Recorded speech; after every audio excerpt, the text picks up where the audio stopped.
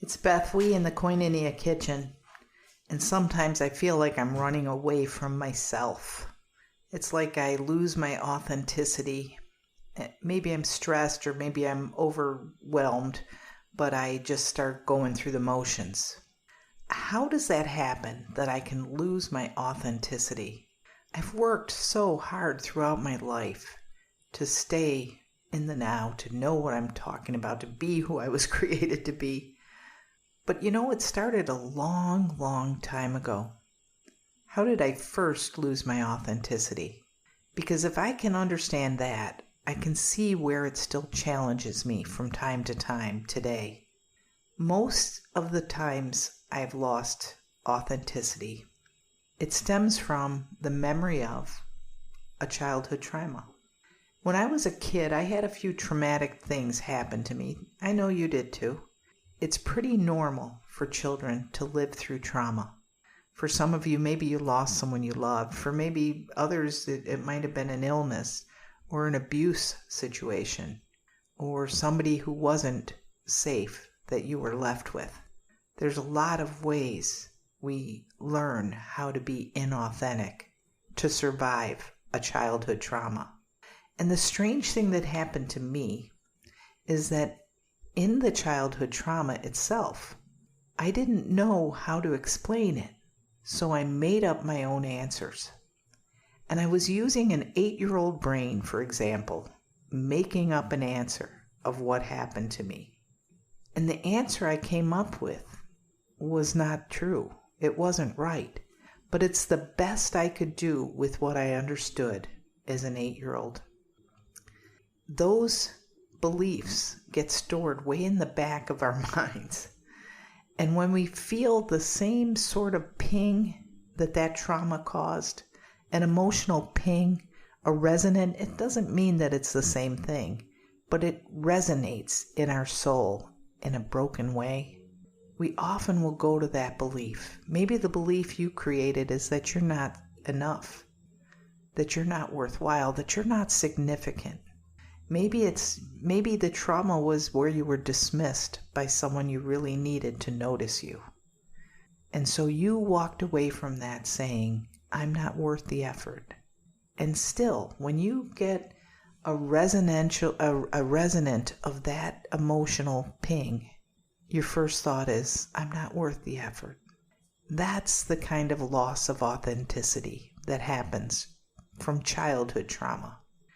Then we have the hand-me-down beliefs. I don't know why human beings are often so loyal to what they were taught. When we grew up, we had people or institutions or even ideologies that were in authority over us. Maybe it was a belief in the way your family believed in God. Maybe it was your family's political stance. Whatever it was, it doesn't have to be a person, but it could be a person that you gave authority to, maybe a coach, a minister, a parent, an older sibling, one of the cool kids on the playground. Whoever we give authority to, we tend to be loyal to what they teach us. Loyalty, as I've come to understand it as an adult, loyalty is an earned commodity. But when I was a kid, I thought loyalty was just a good character stance. It was, if you were a loyal person, you were rewarded. So I wanted reward. So I was loyal. I never really thought about to whom or to what idea or to what institution I was being loyal. I just was loyal without question because I thought it was a good thing. Sometimes I'm loyal to old beliefs, to the beliefs I was given as a child that perhaps as an adult I don't really agree with. But until I challenge those beliefs, I'll have this ping of loyalty and I lose authenticity. I remember when I was about 13, fitting in became really important.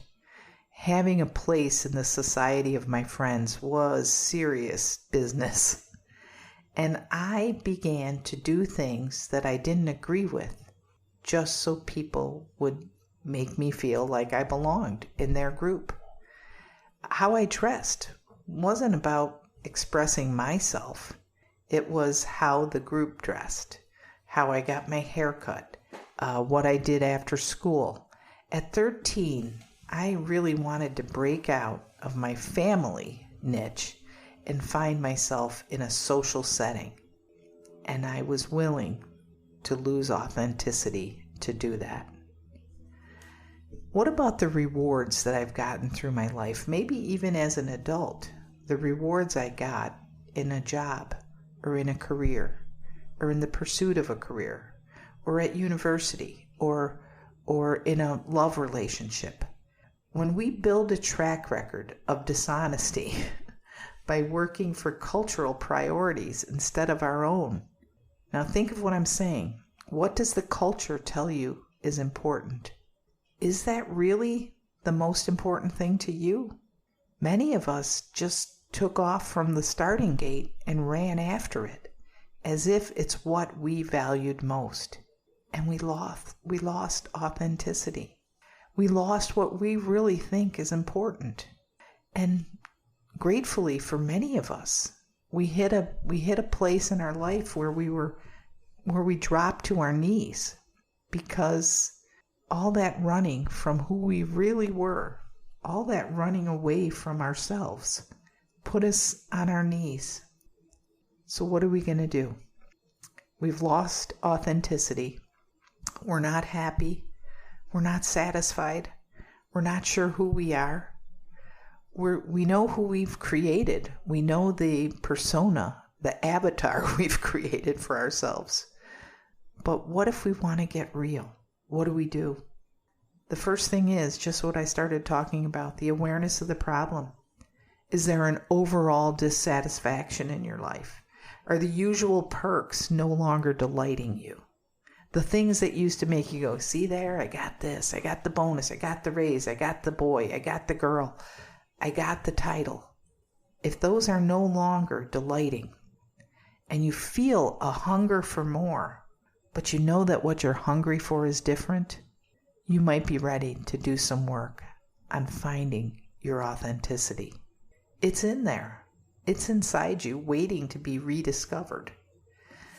Sometimes we have to make a decision to become accountable to our true self. Who am I? Is she there? And why am I not working for her instead of working for what other people want her to be? Make the decision to become accountable for your true self. That would be the next step.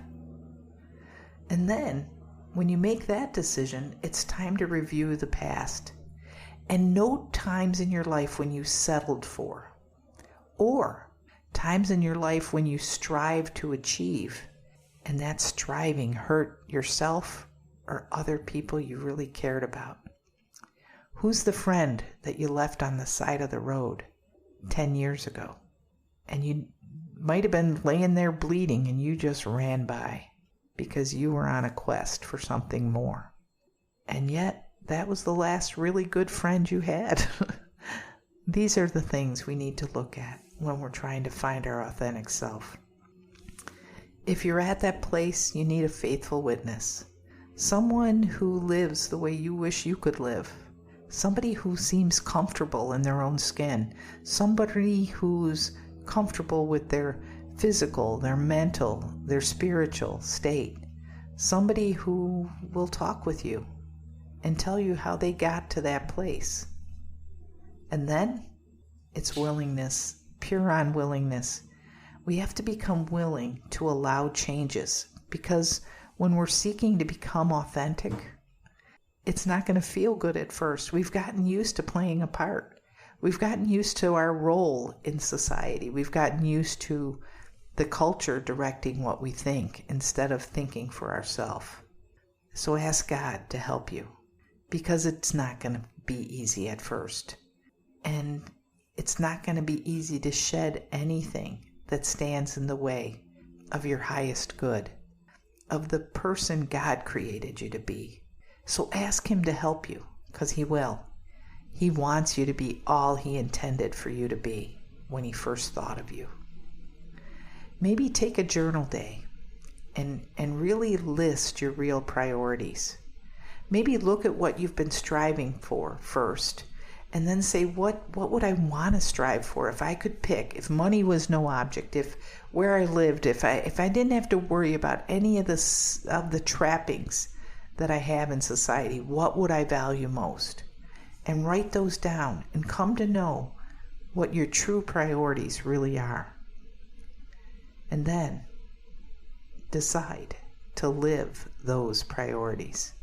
It might go slow at first. You can't start everything over in a minute, but you can live into one of them.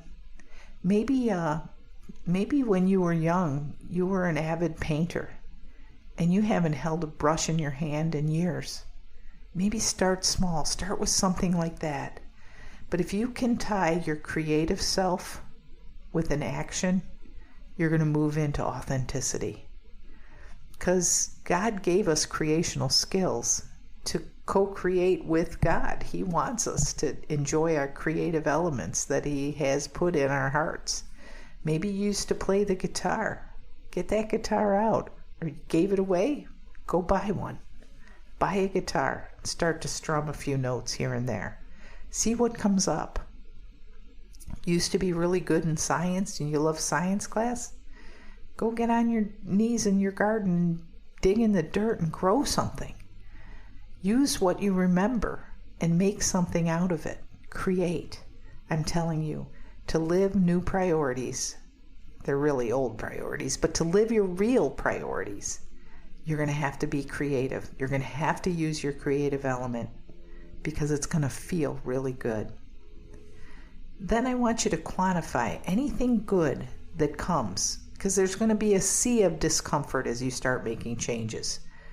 But quantify anything good that comes, that life brings to you, that you see all of a sudden.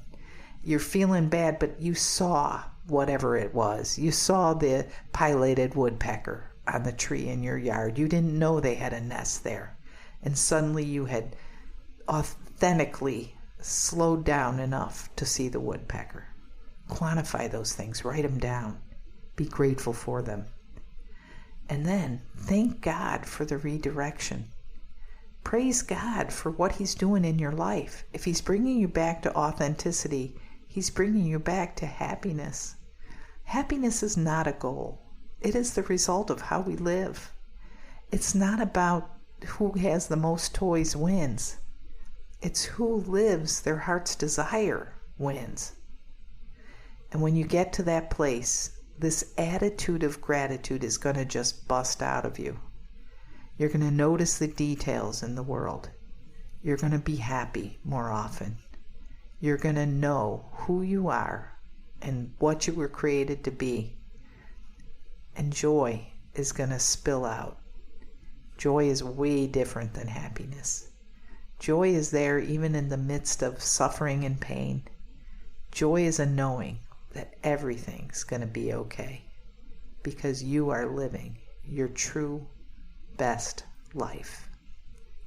I hope it goes well.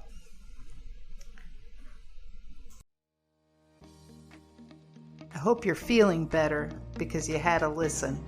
Good Seed Podcast is powered by the BethWe nonprofit ministry based in Vero Beach, Florida. Our goal is to start the uncomfortable conversations that turn complacency into action and despair into hope. Connect, communicate, and thrive with us. Check us out online at BethWe.com.